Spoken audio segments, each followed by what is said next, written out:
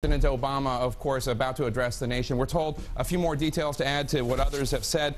Bin Laden was killed at a mansion in Pakistan. This was a human mission. He was shot, and the U.S. has the body, as we've talked about the importance of the U.S. making sure that this was Osama bin Laden with DNA evidence. And there is some real joy here at the White House, both inside and as you see on the streets of Pennsylvania Avenue outside the White House. Tourists, Washingtonians coming together and celebrating the death of this man that cost so many Americans their lives, both on that day, 9/11, and of course in efforts to capture him and to stop the terrorist threat from al-Qaeda. And George? That is a remarkable scene right now. We're looking right outside the White House right now, the American flag being waved by a crowd just beginning to gather as they learn the news that Osama bin Laden has been killed in a mansion in Pakistan. This was a mission by U.S. forces. He was shot.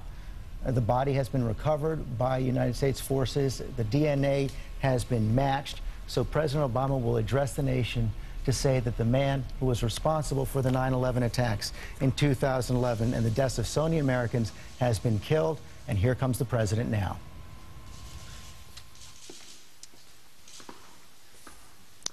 Good evening.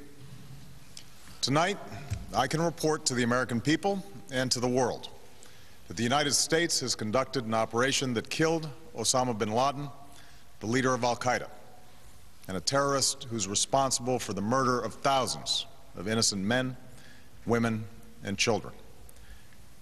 It was nearly 10 years ago that a bright September day was darkened by the worst attack on the American people in our history. The images of 9/11 are seared into our national memory.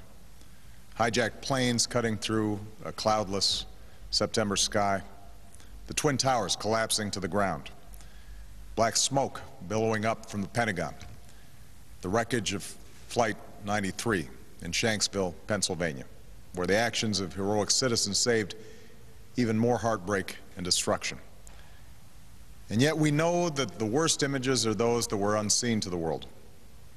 The empty seat at the dinner table, children who were forced to grow up without their mother or their father, parents who would never know the feeling of their child's embrace, nearly 3,000 citizens taken from us, leaving a gaping hole in our hearts. On September 11th, 2001, in our time of grief, the American people came together. We offered our neighbors a hand, and we offered the wounded our blood. We reaffirmed our ties to each other and our love of community and country. On that day, no matter where we came from, what God we prayed to, or what race or ethnicity we were united as one American family. We were also united in our resolve to protect our nation and to bring those who committed this vicious attack to justice. We quickly learned that the 9/11 attacks were carried out by al-Qaeda, an organization headed by Osama bin Laden, which had openly declared war on the United States and was committed to killing innocents in our country and around the globe. And so we went to war against al-Qaeda to protect our citizens, our friends, and our allies. Over the last 10 years, thanks to the tireless and heroic work of our military and our counterterrorism professionals, we've made great strides in that effort. We've disrupted terrorist attacks and strengthened our homeland defense. In Afghanistan, we removed the Taliban government, which had given bin Laden and al-Qaeda safe haven and support. And around the globe, we worked with our friends and allies to capture or kill scores of al-Qaeda terrorists, including several who were a part of the 9/11 plot. Yet Osama bin Laden avoided capture and escaped across the Afghan border into Pakistan. Meanwhile, al-Qaeda continued to operate from along that border and operate through its affiliates across the world. And so shortly after taking office, I directed Leon Panetta, the director of the CIA, to make the killing or capture of bin Laden the top priority of our war against al-Qaeda, even as we continued our broader efforts to disrupt, dismantle, and defeat his network. Then, last August, after years of painstaking work by our intelligence community, I was briefed on a possible lead to bin Laden. It was far from certain, and it took many months to run this thread to ground. I met repeatedly with my national security team as we developed more information about the possibility that we had located bin Laden hiding within a compound deep inside Pakistan. And finally, last week, I determined that we had enough intelligence to take action and authorized an operation to get Osama bin Laden and bring him to justice. Today, at my direction, the United States launched a targeted operation against that compound in Abbottabad, Pakistan. A small team of Americans carried out the operation with extraordinary courage and capability. No Americans were harmed.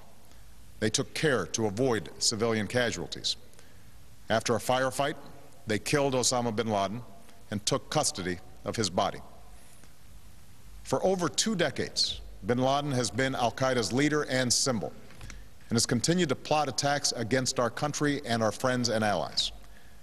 The death of bin Laden marks the most significant achievement to date in our nation's effort to defeat al-Qaeda. Yet his death does not mark the end of our effort. There is no doubt that al-Qaeda will continue to pursue attacks against us. We must and we will remain vigilant at home and abroad.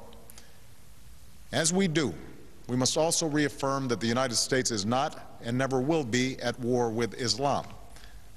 I've made clear, just as President Bush did shortly after 9/11, that our war is not against Islam. Bin Laden was not a Muslim leader. He was a mass murderer of Muslims. Indeed, al-Qaeda has slaughtered scores of Muslims in many countries, including our own. So his demise should be welcomed by all who believe in peace and human dignity. Over the years, I've repeatedly made clear that we would take action within Pakistan if we knew where bin Laden was. That is what we've done. But it's important to note that our counterterrorism cooperation with Pakistan helped lead us to bin Laden and the compound where he was hiding. Indeed, bin Laden had declared war against Pakistan as well and ordered attacks against the Pakistani people. Tonight, I called President Zardari, and my team has also spoken with their Pakistani counterparts. They agree that this is a good and historic day for both of our nations. And going forward, it is essential that Pakistan continue to join us in the fight against al-Qaeda and its affiliates. The American people did not choose this fight. It came to our shores and started with the senseless slaughter of our citizens. After nearly 10 years of service, struggle, and sacrifice, we know well the costs of war. These efforts weigh on me every time I, as Commander-in-Chief, have to sign a letter to a family that has lost a loved one, or look into the eyes of a service member who's been gravely wounded. So Americans understand the costs of war.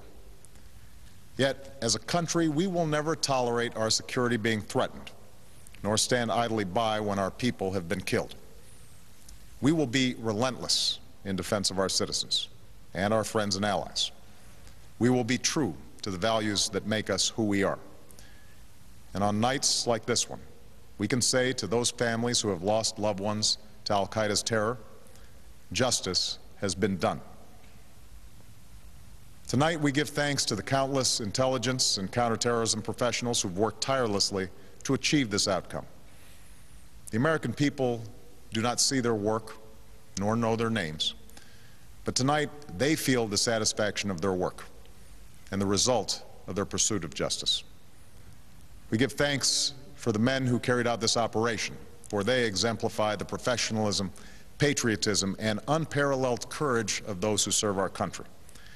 And they are part of a generation that has borne the heaviest share of the burden since that September day. Finally, let me say to the families who lost loved ones on 9/11 that we have never forgotten your loss, nor wavered in our commitment to see that we do whatever it takes to prevent another attack on our shores. And tonight, let us think back to the sense of unity that prevailed on 9/11. I know that it has at times frayed, yet today's achievement is a testament to the greatness of our country and the determination of the American people. The cause of securing our country is not complete, but tonight we are once again reminded that America can do whatever we set our mind to. That is the story of our history, Whether it's the pursuit of prosperity for our people or the struggle for equality for all our citizens, our commitment to stand up for our values abroad, and our sacrifices to make the world a safer place. Let us remember that we can do these things not just because of wealth or power, but because of who we are. One nation, under God, indivisible, with liberty and justice for all. Thank you. May God bless you. And may God bless the United States of America. President Obama from the East Room of the White House saying that after 10 years of service, struggle, and sacrifice, justice has been done. Osama bin Laden has been killed. And he was also saying to all the families of those killed on 9/11 that this is proof that we have never forgotten your loss. I'm joined now by